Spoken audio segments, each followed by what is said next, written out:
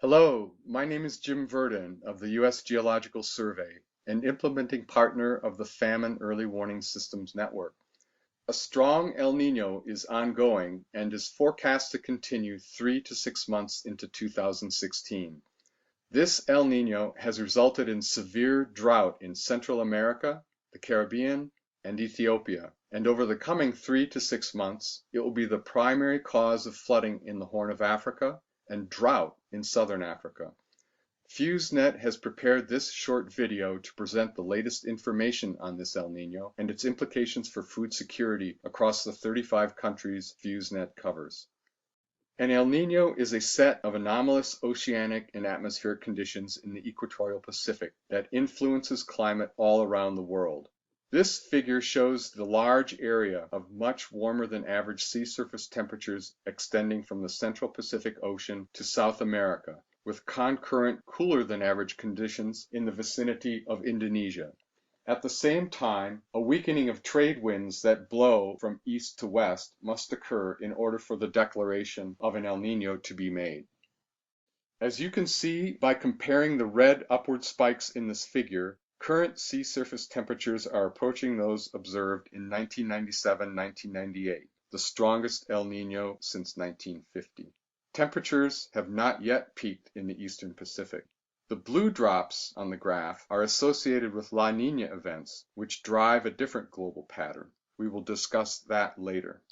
The current forecast for this El Niño is for sea surface temperatures to peak around the new year, followed by a gradual weakening and dissipation of El Niño by the middle of 2016. El Niño is important because it drives weather patterns around the world. So far, this El Niño has led to drier than average conditions around Central America and the Caribbean and the Horn of Africa. It has also disrupted the Indian monsoon and led to drier conditions in Southeast Asia and Indonesia. Looking ahead, this map shows forecast conditions for October 2015 to March 2016. As you can see, western and southern areas of North America will be wetter than average, while drier than average conditions are expected over areas of southern Canada and northern USA.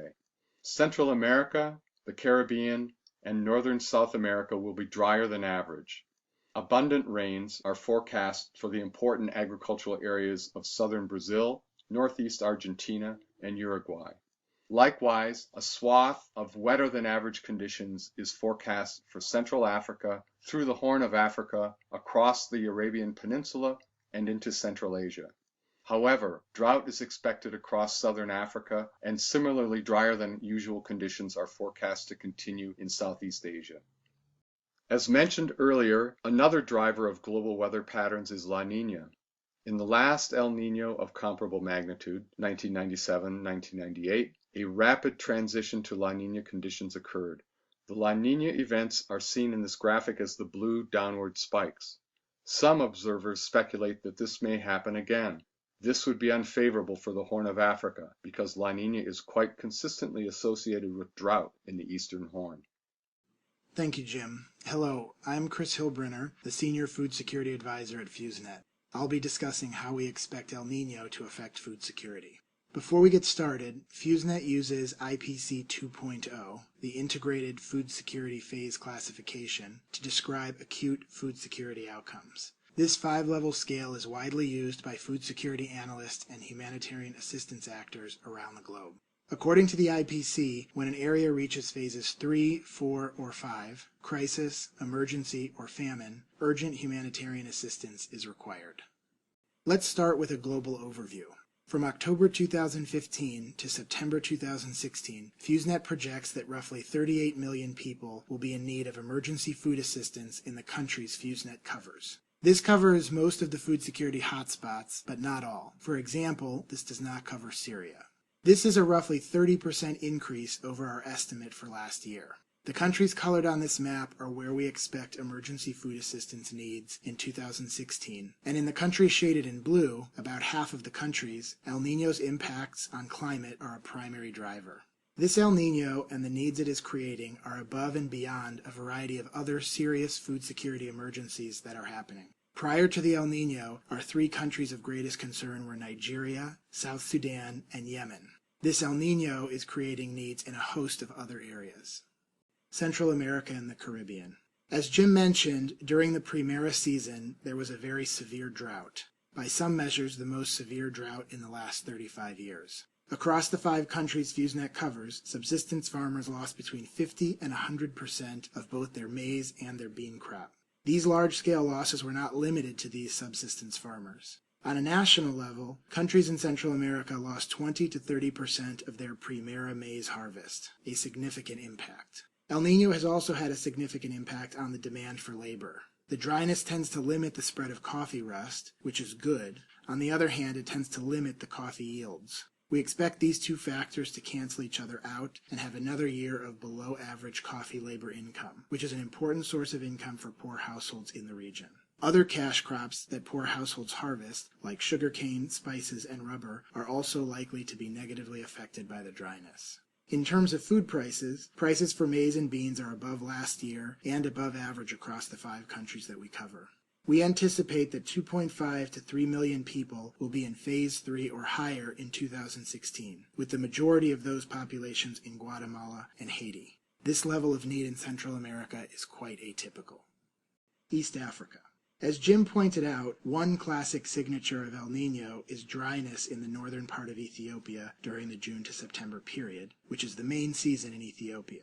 This map shows an estimate of soil moisture based on a model run for FuseNet by NASA. The model not only looks at rainfall, it's also taking other sources of information into account to estimate soil moisture, which is important for crop and fodder growth. The dark areas are showing soil moisture that is the worst in 30 years or more, since 1981 to be specific, when data was first recorded. These remotely sensed analyses have been confirmed by recent field assessments. Livestock are in very poor condition, as are crops.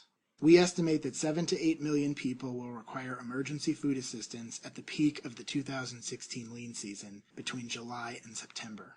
That would make Ethiopia the most food insecure country in the world, surpassing Yemen. I will note, however, that while food security outcomes are expected to be severe, early warning, improved safety nets, and the absence of significant conflict will prevent the level of mortality that followed droughts during the mid-1980s. This area of Sudan that is adjacent to northern Ethiopia also had a very poor start to the season, and we expect production to be below average. Cash crop production in Sudan has also been significantly affected. The mitigating factor is that unlike during the 2011-12 drought, there has been more replanting this year, so we don't expect losses to be quite as large as they were during that year. Also, because of a variety of economic issues that constrained government exports last year, government cereal stocks are large, and these are likely to mitigate some of the price impact of this year's poor production. In the Horn, as Jim mentioned, we are expecting very heavy rainfall during the October to December season, and this will increase the risk of flooding. On this map, the greens and blues signify atypically heavy rainfall. The red diamonds are places where we've already gotten reports of localized flooding. While the impacts on populations directly affected by flooding can be quite severe, the net impacts on food security of the heavy rainfall are expected to be positive, particularly in relation to food production in southern Somalia. Southern Africa. This map shows areas that experienced poor 2014-15 crop production and that also have enhanced chances of below average rainfall during this year's main season. While there does not appear to be a great risk of acute food insecurity in South Africa itself, it is the grain basket of the region. And if they have a second consecutive poor year of crop production, it will likely have important implications for regional cereal supply. Malawi is another area of concern because we already expect 2.5 million people will be in Phase 3 or higher during the January to March 2016 lean season. If Malawi has another poor season, food security could deteriorate further. There is also an increased likelihood of dryness in southern Madagascar and southern Mozambique, 2 other countries who already have atypically high levels of food insecurity this year. Central Asia is likely to have a wetter than usual winter as a result of the El Niño. Overall, this is positive news for crop production and food security, but it does increase the risk of localized flooding and landslides during the spring. West Africa is one region we cover where El Niño is not expected to have significant impacts on food security. Finally, despite serious implications on food security in a variety of places, we do not expect a major impact on global food supplies, primarily because global stocks of maize, wheat, and rice are so large, and because international prices for these commodities are below average. To sum up, here are the key messages on El Niño. First, we have a very strong El Niño and anticipate it will continue 3 to 6 months into 2016. A transition to a La Niña is possible. Second, we expect 38 million people will require emergency food assistance in the coming year, a 30% increase from last year. This does not include every place with food insecure populations. For example, FuseNet does not cover Syria. In half of the countries in need, El Niño is a primary driver of the food insecurity. Third, this briefing has focused on the food security impacts of El Niño. However, it's important to note that El Niño is likely to also impact a variety of other sectors, including health, water, and sanitation.